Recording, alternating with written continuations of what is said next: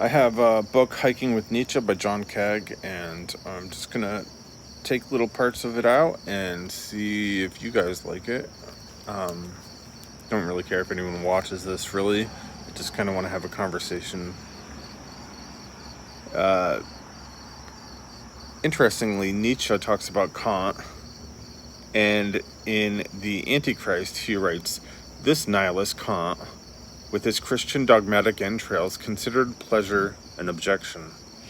What could destroy us more quickly than working, thinking, and feeling without any inner necessity, without any deeply personal choice, without pleasure as an automation of duty? This is the very recipe for decadence, even for idiocy. Kant became an idiot." So, Nietzsche thought Kant was an idiot. I think Kant is kind of brilliant in many, many different ways. Including modern ways people use Kant in order to justify their own liberty. But maybe Nietzsche would say that's a will to power. So there's a lot of interesting things in here, in this book, but a lot more that I think... I wish Nietzsche knew economics. Like, economics is this whole branch of study that Nietzsche just did not know, and maybe he would rethink the way his entire philosophy or, way of philosophizing if he knew a little David Ricardo and Adam Smith, and even if you didn't know them, maybe Karl Menger and Eugen von Bauwerk and Ludwig von Mises. I think maybe Karl Menger was a contemporary. So we see a little that Kant and Nietzsche entirely disagreed. Nietzsche was more about pleasure, it seems. Not entirely. He didn't live his life a lot differently, well, significantly differently than Nietzsche. I would suspect Kant and Nietzsche lived similarly, except basically Kant took, walks at the same time every day rather than wandering. But they both isolated themselves. They must have. And I'm just assuming here. There's no way you could be as prolific or as deep as any of these authors without isolating. Cog also warns about Nietzsche, about how maybe it's not a very healthy philosopher to follow. He says, when one spends time reading and falls in love with a particular philosopher, he gradually begins to confuse the world of objective fact with an imagined one of ideals and beliefs. This is one of the true joys of reading philosophy, its danger, but also its redemptive possibility. In leaving Nietzsche's mania behind and turning to the more measured sentiments of American thinkers, and even to Kant, I slowly found a way to live and, after some difficulty, to love. And I was much happier for it. I even wrote a book about the salvific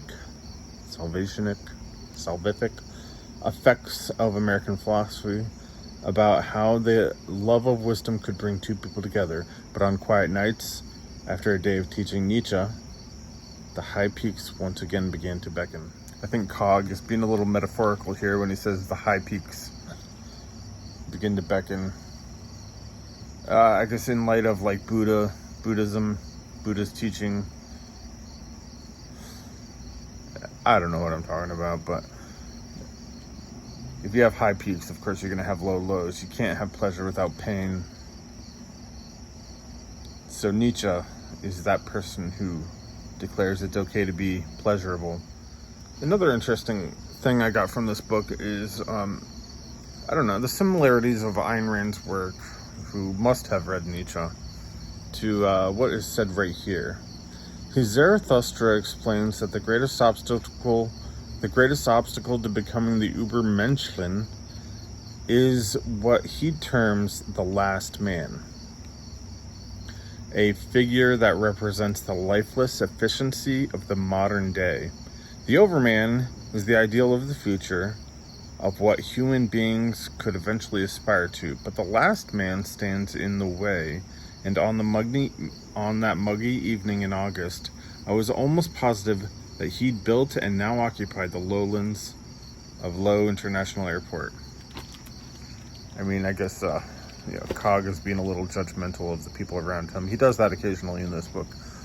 I appreciate the judgment, though I have no bearing to judge anyone for anything.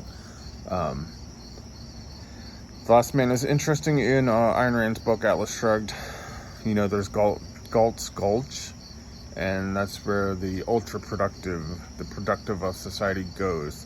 The major overriding theme of Atlas Shrugged is, if Atlas was carrying the weight of the world on his shoulders, what would you do? And the answer was shrug.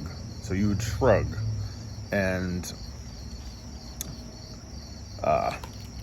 if the obstacle of the overman is the last man, man is a polluted river. One must be a sea to receive a polluted river without becoming defiled. The average, typical person. Mark Twain once said, if you find yourself in the company of the majority, you should rethink your entire stance. And maybe that's what he meant. He continues this metaphor a little bit. Okay. He says, when transatlantic travel first began, the world was still large.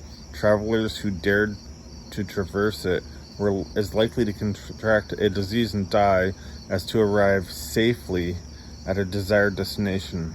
But today, the earth has become small, writes Nietzsche, and on it hops the last man. According to Zarathustra, the last man views safety and comfort as the root of all happiness. This kind of reminds me of people who climb Mount Everest nowadays. It's like Mount Everest, all you have to do is hop up, pay some people to take all your stuff up, and hope you're in the statistical majority of those who survive. K2 is a little different. That is hardcore. Mount Everest, though, that's the mountain for the last man. This book, Hiking with Nietzsche, I got from the library. It also inspired me to purchase another book by John Cog on American philosophers. So I enjoyed this book, learned a little bit about Nietzsche, learned significantly more about Nietzsche through other means, but I learned a few good concepts in here, like the eternal return and stuff like that. I just thought I'd make a video in order to reiterate the main points in my mind and do something somewhat creative and start a conversation with the world, you guys, everyone.